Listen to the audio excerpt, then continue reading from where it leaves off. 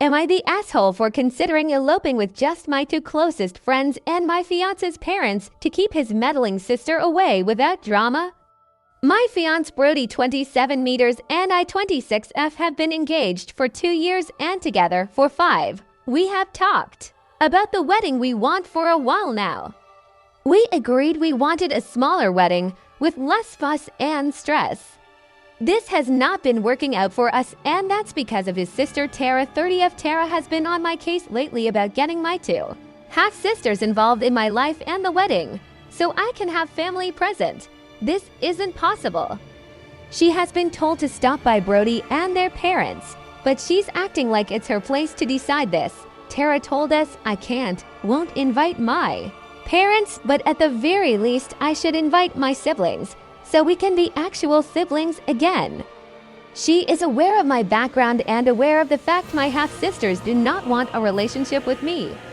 They both moved out of my parents' house by the time I was 7. They were my mom's kids. My mom and dad weren't great people, and I know they felt like mom downgraded from their dad after he died.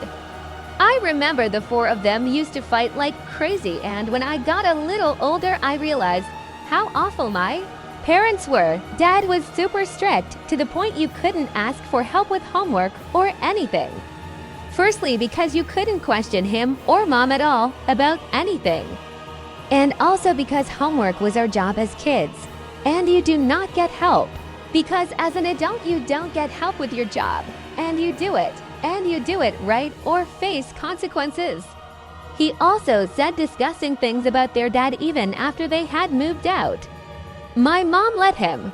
She'd also bitch that the girls refused to move on with her and how she regretted having them and being tied to a dead guy for the rest of her life. It was awful.